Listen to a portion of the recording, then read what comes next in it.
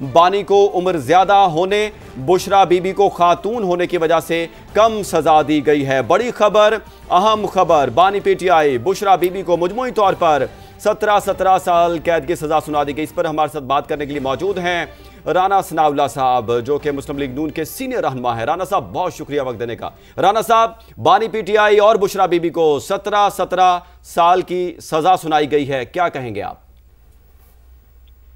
देखिए, ये जो तोशाखाना केस था, ये अभी फैसला तो खैर सामने नहीं आया। फैसला आएगा तो उसमें भी ये सारी चीजें दर्ज होनी चाहिए या होंगी।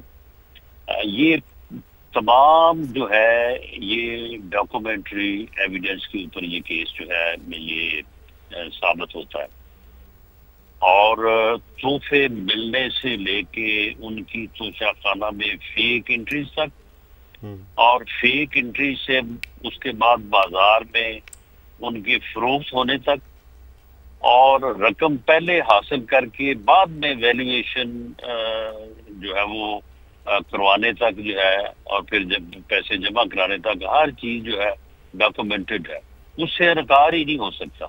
और फिर वैल्यूएशन जो है वो उसके लिए खुद ही इन्होंने जो है वो पहले जो है वो लॉ को चेंज करवाया था, और उसके बाद फिर खुद ही इसकी जो है वो वायलेशन की कि उसको फिर पिछले जो शेड्यूल था उसके ऊपर उसकी वैल्यूएशन करवाई गई, और फिर उसमें भी जो है वो रकम का या कीमत का जो है वो सही तयन जो है वो नहीं करवाया गया।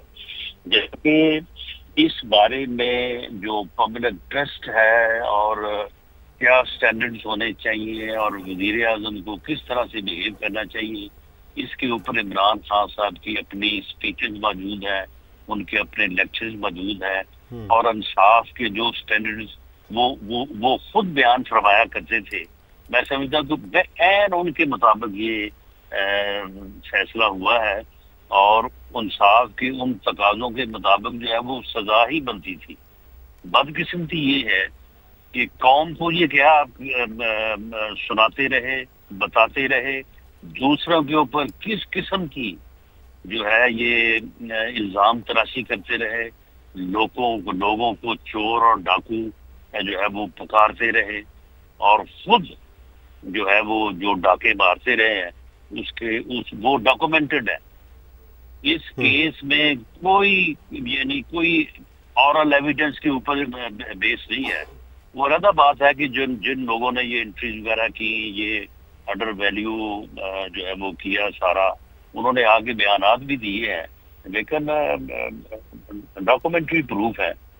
और बिल्कुल ये इस फैसले से अदालत ने इंसाफ के तक़ाज़े जो है वो पूरे किए हैं, और जो अल्लाह ताला का भी फरमान है कुरान पाक में भी और हदीस भी है कि ऐ ईमान वालों वो बात क्यों कहते हो जो तुम करते नहीं। ये करप्शन के खिलाफ कहते क्या रहे हैं और खुद करते क्या रहे हैं। ये मैं समझता हूँ कि ये अब आपका भी फर्ज है, और इस फैसले में भी ये चीजें आएंगी कि लोगों को बताया जाए कि कौनो फेल में कितना बड़ा तजाद था इंसाहत की। अच्छा राना साहब, ये कहिएगा, क्या इस फैसले के बाद दीगर बड़े केसेस में भी इसी रफ्तार और शफाफियत के साथ कार्रवाई होनी चाहिए या होगी, क्या कहेंगे आप? देखिए, होनी चाहिए। और आप इसमें देखें, ये जो 9 मई के केसेस थे उनमें भी फैसले हो रहे हैं, बाकी केसेस में भी फैसले हो रहे हैं, और जो पहले डिले हुई है उस डिले में वो जो सुप्रीम कोर्ट में स्टे था उसका भी अमल दखल था। तो तकरीबन जो है वो कोई साल से ऊपर तो वो स्टे ही चलता रहा।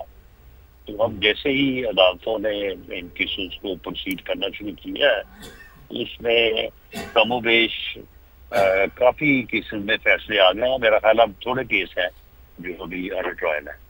अच्छा राना साहब, आपका शोबा कानून से भी ताल्लुक है, तो मैं उसी चीज़ का फ़ायदा उठाते हुए आपसे पूछना चाहूँगा कि जिस तरह प्रोसिक्यूशन ने आपने माजी करीब में देखा कि कुछ जमानतें हुई हैं बानी पीटीआई और बुशरा बीबी की भी, क्या आप समझते हैं कि प्रोसिक्यूशन इतनी मजबूती के साथ केस या सबूत पेश नहीं करती कि उनको आगे जाकर जब इसको चैलेंज किया जाता है फैसले को तो उनको फ़ायदा मिल जाता है? देखिए, बाज़ औक़ात जो है वो लोगों से यानी शऊरी या लाशऊरी जो है वो गफ़लत हो जाती है। लेकिन बाज़ केसेस ऐसे होते हैं, जैसा ये केस है, तो इसमें तो जो है वो किसी किस्म की जो है वो कोताही का सवाल इसलिए नहीं पैदा होता कि सारी चीज़ें डॉक्यूमेंटेड है और कोई इससे ये खुद भी इनकार नहीं कर सकते। और जब ये केसेस वगैरह चल रहे थे, एविडेंस हो रही थी, तो उस वक्त भी ये इनकार नहीं करते थे। ये कहते थे कि जी वो फलां ने भी जी लिया है, जी फलां ने भी किया है। तो भाई वो उस वक्त जो कानून था उसके मुताबिक जो है वो सभी ने लिया और किया। आपने तो आगे जो स्टैंडर्ड जो है वो बड़े हाई लेवल के ऊपर मुकर्रर करवाए थे।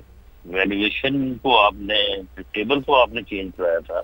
और आप लोग इसके साथ भी मिसालें कौम को सुनाया करते थे कि जी पब्लिक ट्रस्ट का मानी ये है कि समंदर में एक कश्ती जा रही थी, वो उलट गई, तो वज़ीर-ए-आज़म ने इस्तीफा दे दिया। उसने कहा ये तो मेरी जिम्मेदारी है कि वो कश्ती क्यों उल्टी है। उस वक्त तो ये कहा करते थे जब ये माशाल्लाह अपोजिशन में थे। तो जब खुद वज़ीर-ए-आज़म बने तो फिर ये देख लें कि क्या होता रहा। राना साहब, मैं पूछना ये चाह रहा हूँ कि जिस तरह आपके ऊपर भी केसेस बने पिछले दौरे हुकूमत में, जिस तरह आपके ऊपर उन केसेस की भी बुनियाद इतनी मजबूत नहीं थी, तो अब ये वाला जो केस है इसका ये फैसला है, तो आप समझते हैं इसकी बुनियाद इतनी मजबूत है कि आगे चल पाएगा?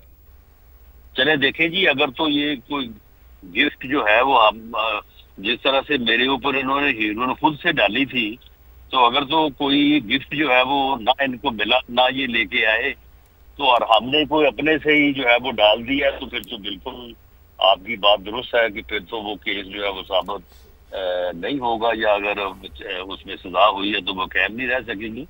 लेकिन ये तो यही डॉक्यूमेंटेड है, गिफ्ट मिला है, लेके आए हैं, तोशाखाना में जमा करवाना था, नहीं जमा करवाया, फेक एंट्री करवाई। उसके बाद वैल्यूएशन जो है वो थोड़ा फर्क नहीं, यानी अगर एक चीज की कीमत जो है ना तो 1000 रुपया, तो उसकी कीमत इन्होंने 1 रुपया मुकर्रर नहीं की, नहीं, वो अगर उसकी कीमत 10 लाख थी तो उसकी कीमत इन्होंने 100 रुपया मुकर्रर की है। और उसके बाद उस 100 रुपए का जो इन्होंने 50% जमा करवाना था वो भी नहीं करवाया। तो ये चीजें जी तो ये तो डॉक्यूमेंटेड है ना, तो डॉक्यूमेंटेड है, बिल्कुल बिल्कुल बिल्कुल।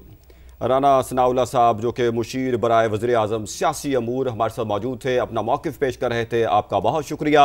बानी PTI बुशरा बीबी को मुजमूई तौर पर 17 साल कैद की सज़ा सुना दी गई है। इसी पर बात करने के लिए हमारे साथ मौजूद हैं वज़ीर ममलिकत बराए दाखिला तलाल चौधरी साहब। तलाल साहब, बहुत शुक्रिया वक्त देने का। तलाल साहब,